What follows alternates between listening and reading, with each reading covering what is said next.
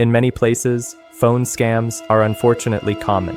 These aren't just random attempts. They're often carefully crafted attacks, designed to exploit something incredibly powerful.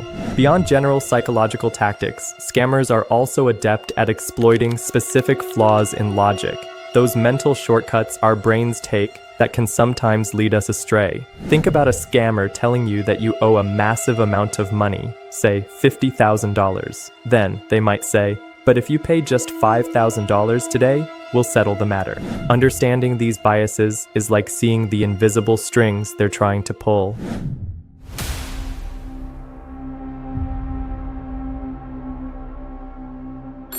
Your phone rings. It could be anyone, right? A friend, family, or maybe even a legitimate business call. But sometimes, that call isn't what it seems. In many places, phone scams are unfortunately common. You've probably heard stories, maybe even experienced one yourself. These aren't just random attempts. They're often carefully crafted attacks, designed to exploit something incredibly powerful: your mind. Think about it.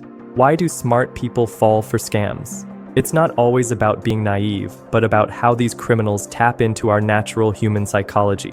They know how our minds work, our instincts, our fears, and our desires. Understanding these tactics is the first and most crucial step in protecting yourself and your loved ones. In this video, we're going to extensively look into the psychological tricks scammers use over the phone, break down their methods, explore the specific ways they manipulate your thinking, and most importantly, give you the tools and knowledge you need to defend yourself. Let's get started and understand how to outsmart these manipulators. One of the most common tactics is creating a sense of urgency or panic. Think about those calls saying you owe tax money right now, or your account will be frozen immediately. This pressure is purposely applied to bypass your rational thinking and put you in a state of impulse. When you're stressed and feel like you have no time to think, you're much more likely to make a mistake. It's like trying to solve a complex problem while someone is shouting in your ear. Their system of approach is designed to overwhelm you. Another powerful tool they use is exploiting trust and authority biases. Scammers often impersonate people you're likely to trust, for example, bank officials, government agents, like someone from a tax agency, or even well-known companies. They use official-sounding language, maybe even claim to have sensitive information about you. This makes you more likely to believe their story and comply with their requests. Unfortunately, there can be instances where people might be more inclined to trust certain figures of authority, and scammers prey on this. Finally, they're masters of emotional manipulation. They might tell you a sob story, claiming a loved one is in trouble and needs immediate financial help, or they might put out a tempting reward, like a lottery win, but you need to pay a small fee first. These emotional appeals are designed to cloud your judgment and make you act based on feelings rather than logic. They understand that a panicked or hopeful mind is an easier one to control. Beyond general psychological tactics, scammers are also adept at exploiting specific flaws in logic, those mental shortcuts our brains take that can sometimes lead us astray. One common one is confirmation bias. A typical explanation for this logical flaw is that if a scammer tells you something that aligns with a fear or belief you already have, you're more likely to believe it, even without solid evidence. A simple scenario is that if you're worried about your bank account security, a call claiming suspicious activity might immediately feel true, even if it's a lie. The scammer validates your pre-existing concern, making their story more believable. Another powerful bias they use is called the anchoring bias. This is where the first piece of information you receive heavily influences your subsequent judgments.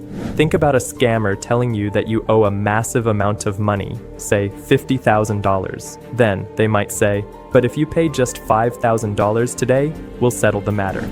That $5,000, while still likely a scam, suddenly seems much more manageable compared to the initial inflated figure, making you more inclined to pay it. They've set a false reference point to make their actual request seem reasonable. Scammers also leverage other biases like scarcity, where they use sentences like, "This offer is only available for the next hour." Social proof, where they falsely claim that many others have taken advantage of this opportunity. And even the sunk cost fallacy. where if you've already paid a small fee, they might pressure you to pay more to supposedly unlock the larger reward. Understanding these biases is like seeing the invisible strings they're trying to pull. So the question now is, how do you build a defense against these mental tricks?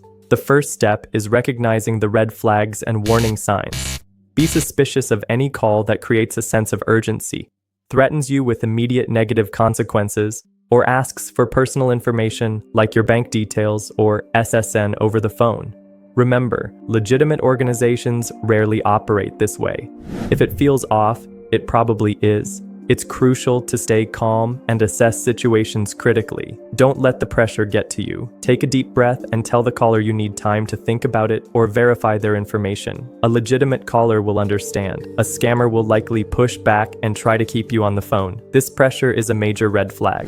The best practice is to verify information independently. If someone claims to be from your bank, hang up and call the official number you know is correct. Don't rely on a number they provide. Talk to a trusted friend or family member about the call. Sometimes, an outside perspective can help you see the situation more clearly. Never give out sensitive information over the phone unless you initiated the call to a trusted and verified number. You should be particularly wary of calls promising unrealistic rewards or demanding immediate payment through unfamiliar channels. So, we've seen how scammers aren't just relying on luck. They're using psychological tactics to manipulate us. They create urgency, exploit our trust, play on our emotions, and leverage our own cognitive biases against us. But knowledge is power. By understanding these tricks, you're already one step ahead. The most important thing you can do is stay vigilant and share this knowledge with your family and friends, especially those who might be more vulnerable to these types of scams. Talk about these tactics. The more aware we are, the harder it becomes for these criminals to succeed. Let's work together to protect ourselves and our community. Have you or anyone you know been scammed through a phone call? Tell us in the comment section, and if you enjoyed the video, please do well to like the video and subscribe to the channel. Want to further secure your digital presence? Visit Teleris.com. There, you'll have access to advanced AI agents and cybersecurity applications. Having a hard time? Their experts are ready to help you with all your cybersecurity needs. Thanks for watching, stay safe, and I'll see you in the next one.